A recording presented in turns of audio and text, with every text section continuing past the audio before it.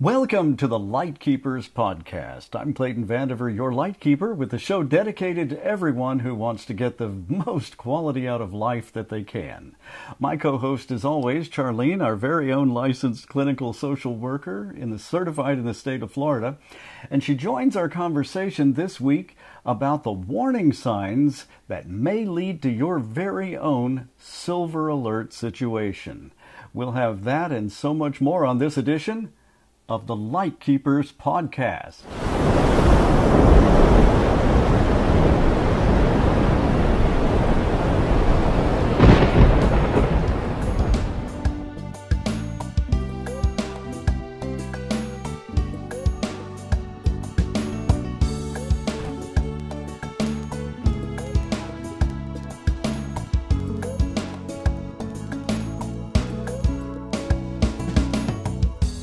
Before we start, please leave your questions or comments below. We love to hear from you. Questions this week will be answered during our next show that appears online every Wednesday evening at 7 p.m. Eastern. The Lightkeepers Podcast is an exclusive production of A Guiding Light, and we'll tell you more about A Guiding Light at the end of the podcast. We don't have much time, so let's get right into this week's conversation about those warning signs that may lead to a silver alert situation. A few weeks ago, we were talking about some experience we've both had with silver alerts and what they are. So we'll skip past that for right now. But the warning signs that may give you a little bit of heads up that a memory issue is, it's a really gentle slope. You sometimes don't even notice that. And that's the whole point of the show today, is talking about how sometimes we can have a loved one that does have some memory deficits that they may be very successfully concealing.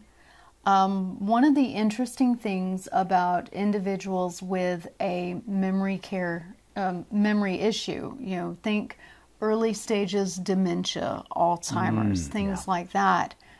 They develop crutches because what happens is this confusion comes on so gradually that they're able to develop coping mechanisms that, while it's helping them to cope, it's also concealing the problem. It's concealing the illness, and it's concealing the symptoms.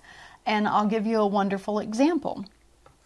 We both had a family member that we knew something was wrong. Something wasn't adding up, but every time we took them to the doctor, they were able to tell what day of the week it was, what date it was, the month, everything. Yeah.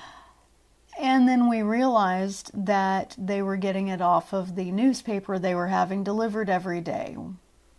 When they missed the payment on the newspaper delivery, all of a sudden they didn't know what day of the week it was. They didn't know what month it was. And it took that crutch out from underneath them. It gave away a situation that we suspected, but really didn't have any hard and fast knowledge of what was going on. It, again, comes on very gently and very gradually. And as I talk to family members who do have loved ones or a loved one with a memory issue, one of the key things that keeps coming up is how there were warning signs along the way that they missed, because they did come up so gradually that their loved one was able to develop those crutches, those coping skills. Yeah. And a lot of times these crutches, these coping skills, can pull the wool over the family's eyes and even the doctor. That's true. That's true. So very often, at least in that particular case we're discussing, many close friends, members of the church who had known this person for decades, known the family for decades, honestly thought that we were crazy, suspecting that there might be a problem. But they knew there was a problem, and they kept looking at me at the same time saying, "Why aren't you doing something?" And it's a very uncomfortable situation that, hey, there's something going on. We all know it. But what do you do? Where do you turn? Right. This is one of the reasons we're reaching out now with information to the World Wide Web through the Lightkeepers podcast, because we've gained a lot of light. Light is known in many cultures and over many centuries. It's been sort of an analogy to knowledge, to the ability to understand things. So as a light keeper, believe me, this is a topic I've got a little light on. Yeah. Yeah. I didn't want to be illuminated in this way.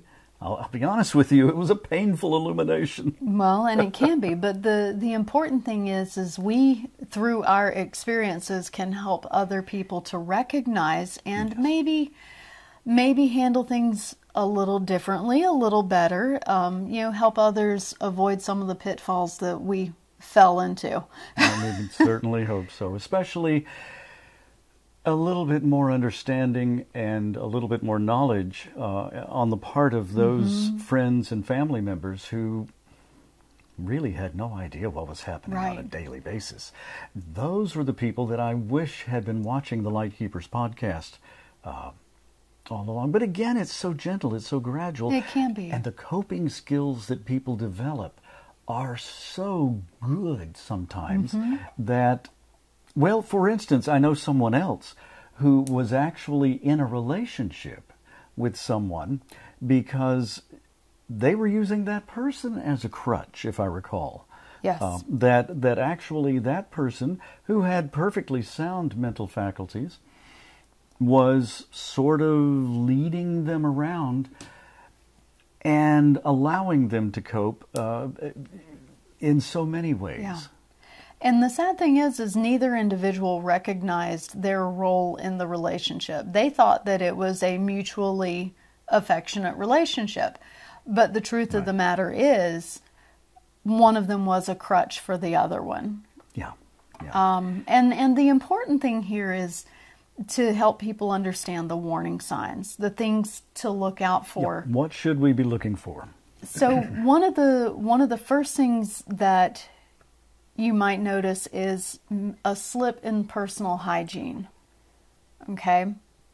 People who have dementia and Alzheimer's and other memory-related issues, they forget to brush their teeth. They forget to take the shower. They forget to change their clothes.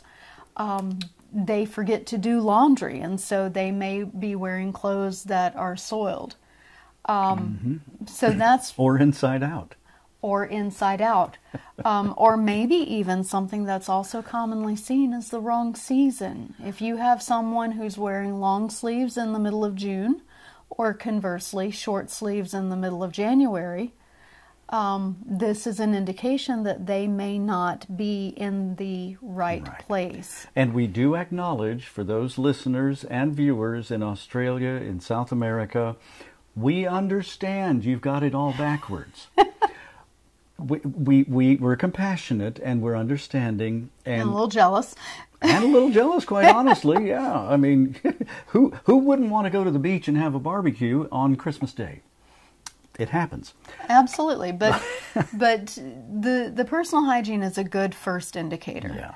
Another good indicator is when you have someone who's frequently getting dates mixed up. Now, I'm going to be the first one to admit... Well, it happens to all of us sometimes. It happens to all of us. Everyone who's busy, who has a really, active life and a lot going on... Absolutely. ...is going to get... And you say, oh, that's just, I'm getting older. It happens to all of us. No, it isn't natural for everyone. But when you have someone who consistently, repeatedly... is getting ready for Sunday church on a Thursday, or they're calling you going, hey, we had dinner plans tonight, and the dinner plans were 2 days ago or 2 days in the future. Yeah.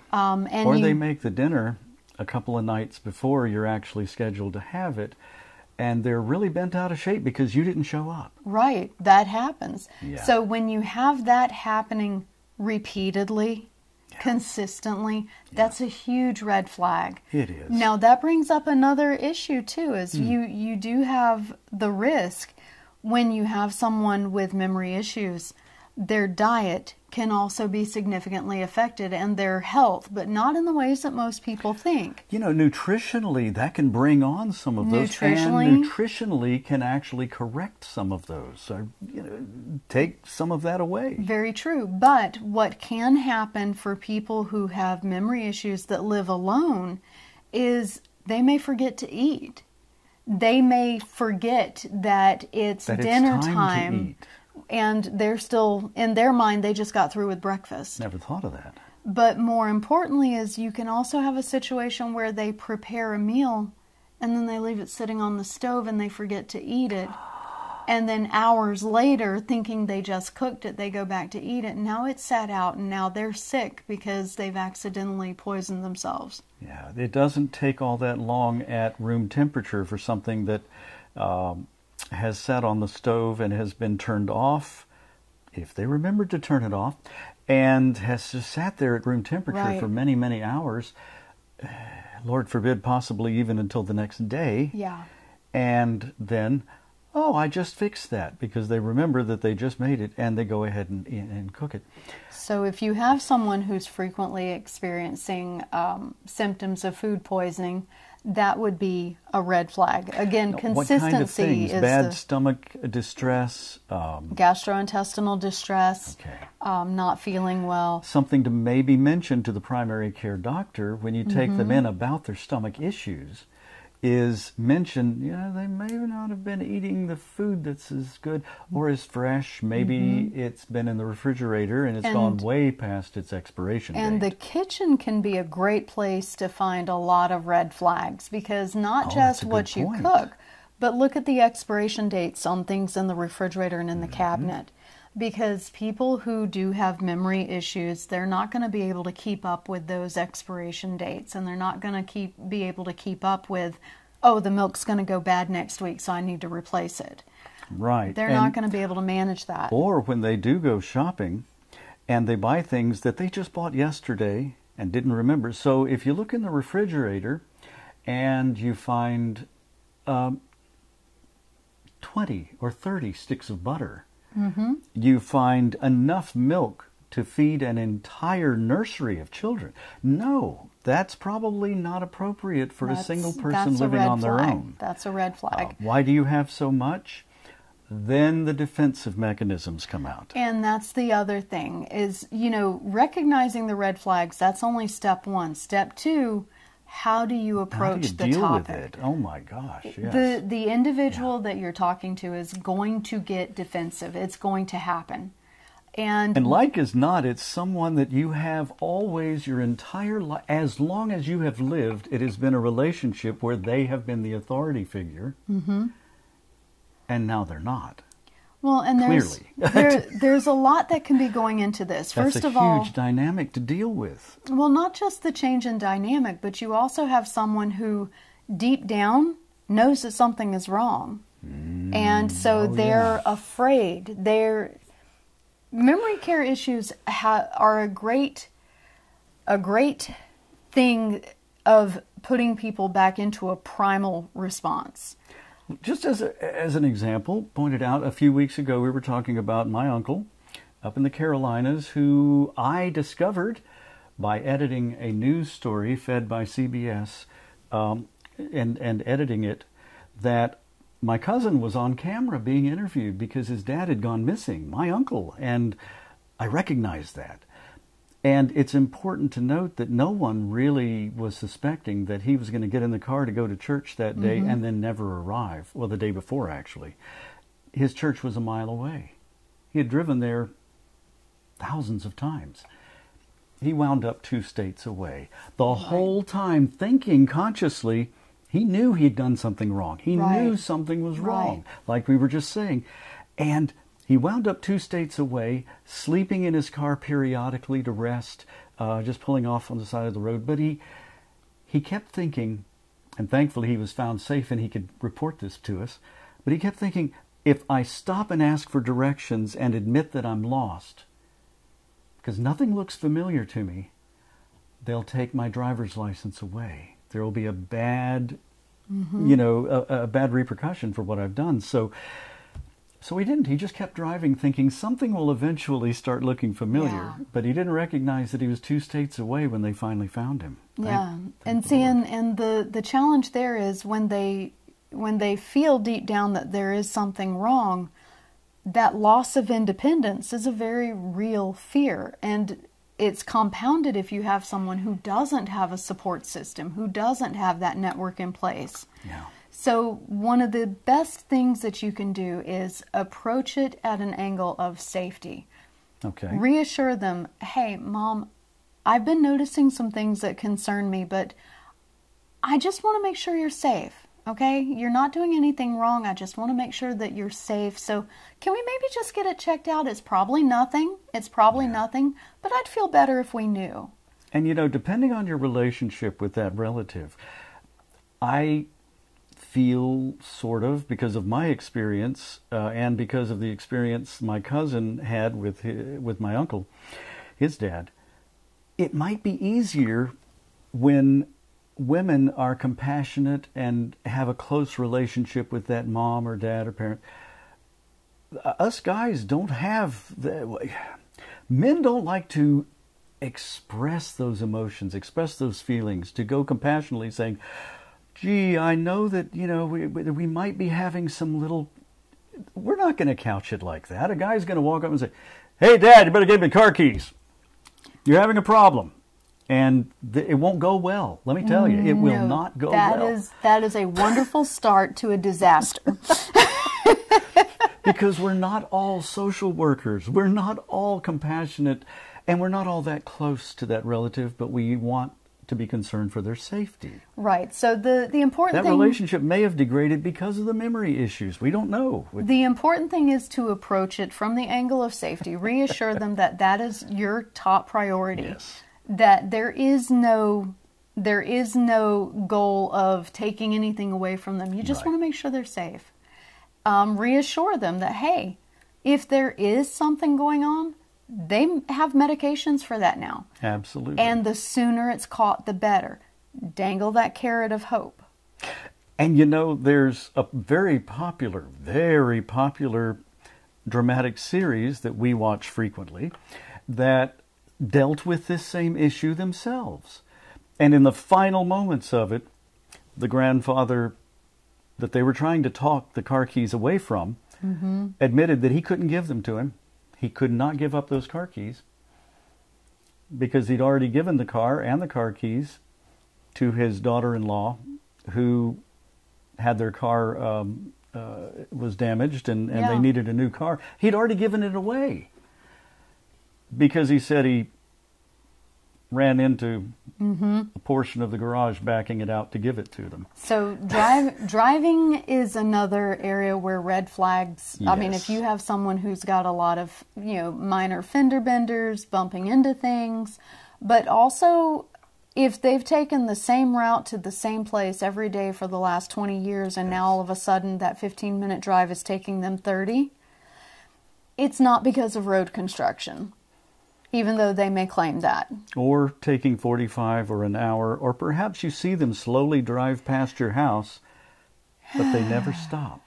Yeah. And they call you 45 minutes later saying that they didn't feel that well, had a little headache, and just decided not to come over that day. Never knowing that you watched them drive past. These are huge red flags. Huge red flags. And I'm speaking from experience. Yeah. We had that happen. Yep. So...